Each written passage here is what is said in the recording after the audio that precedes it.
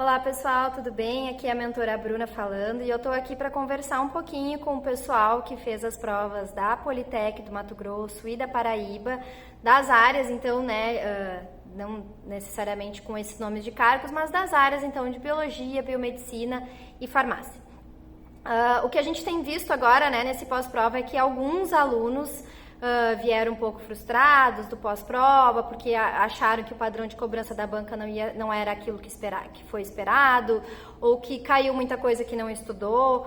Então, o que eu quero dizer para vocês é que a gente precisa, num pós-prova, juntar, os caquinhos, que às vezes eu sei que a gente fica, um pouco decepcionado, viu que foi cobrado alguma coisa que foi justamente o que a gente não estudou. Então, às vezes a gente, tem o fator sorte, com certeza tem, principalmente para quem não consegue fechar um edital, e especialmente para o pessoal da Politec do Mato Grosso, que o edital era enorme, que foi cobrado tanto aquela parte básica de química, física e biologia para todos os cargos. Então, a gente aumenta muito mais a questão do conteúdo base que precisa ser estudado. E realmente o edital, o período entre edital e prova foi muito curto, então a maioria das pessoas que já não vinham, que não são concurseiros de longa data, custaram e ficaram longe de fechar esse edital, então muito provavelmente se depararam com questões na prova que não haviam estudado, que não haviam se preparado. Então, o que eu tenho para dizer para esse pessoal que se achou despreparado para a prova ou que daqui a pouco viu que o tempo de resolução de prova não foi tão efetivo? O que eu tenho para dizer é, a gente precisa juntar os caquinhos, lidar com a frustração, porque ela vem, então a gente tem que aceitar, ter aquele momento de tristeza, mas não dá para deixar se abalar por muito tempo. A gente tem vários outros editais prometidos agora para 2022, então agora, a partir de agora é hora de focar nos seus erros, identificar suas falhas, entender o que faltou estudar ou o que faltou aprofundar um pouco mais o conteúdo, porque às vezes a gente já tinha estudado, mas aí a banca foi lá e cobrou de uma forma diferente. Então, a gente vê muito, assim, até alguma certa cobrança dos alunos com relação a nós, mentores, a nós, mapa, sobre a questão da previsibilidade, do que a gente, claro que a gente aponta para os alunos o que é mais cobrado em prova, o que tende a cair mais em prova, mas nós, enquanto mentores, não temos como ter bola de cristal, a gente não tem como entrar na banca do examinador e imaginar o que vai ser cobrado. Então, num edital extremamente extenso, focado, bem específico, para uma área criminal específica de laboratório, não tem como a gente prever qual vai ser o nível de profundidade que a questão vai ser cobrada, qual assunto vai ser cobrado, ou qual assunto vai ser mais recorrente. Então, por exemplo, a Paraíba teve uma cobrança, várias questões da legislação de drogas. Então, é algo que às vezes a gente vai deixando legislação para trás, fica, direciona o foco para as específicas, e tem legislações que ficam de fora. Então, se alguém sentiu que ficou algum déficit, seja na parte legislativa, seja na parte específica, a hora de trabalhar é agora.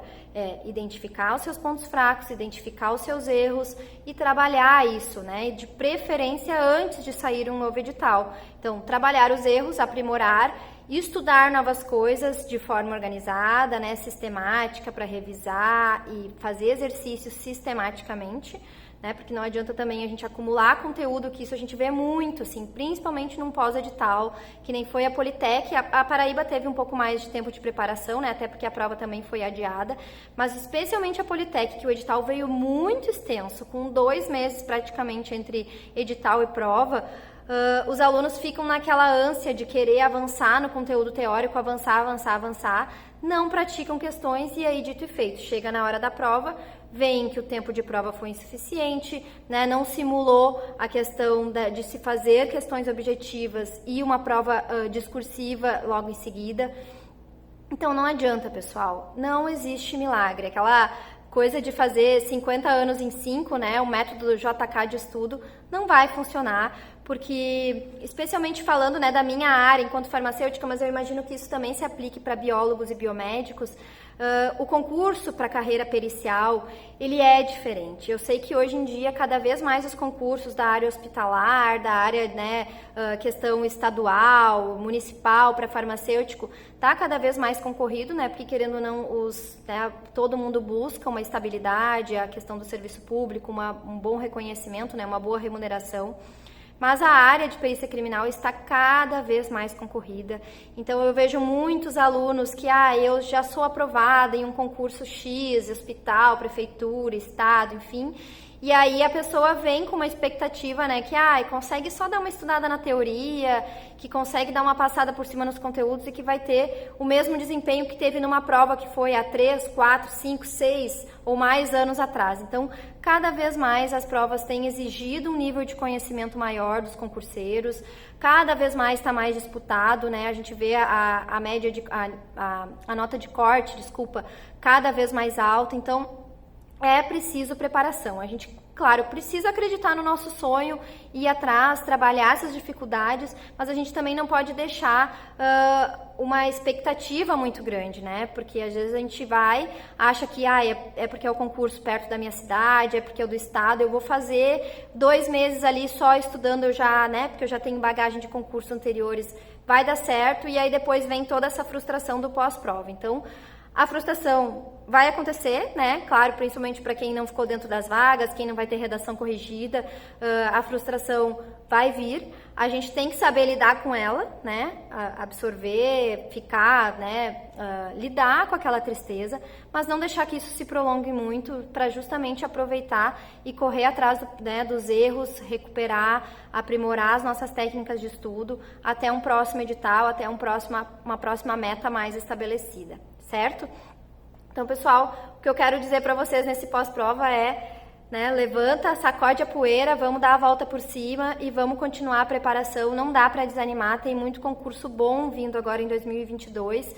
E se a gente for pensar nos ciclos dos estados, né, que estão se fechando de concurso de perícias, 2023 já se promete ser um ano um pouco mais enxuto, né, com um pouco menos de prova. Então, a gente precisa dar um gás, batalhar mesmo sem edital aberto, porque é nessa hora que a gente consegue se preparar com mais calma, com mais tranquilidade, para quando sair um edital a gente já está com o nosso machado mais afiado, certo? O recado de hoje era esse, espero que vocês tenham gostado. Qualquer coisa, chamem a gente e não se sintam sozinhos nessa caminhada. Se você está aí com um pouco arrasado no pós-prova, saiba que tem outras pessoas nessa mesma situação e eu quero que todo mundo se anime e recupere essa energia e consiga melhorar para uma próxima prova, certo? Um abração e até mais.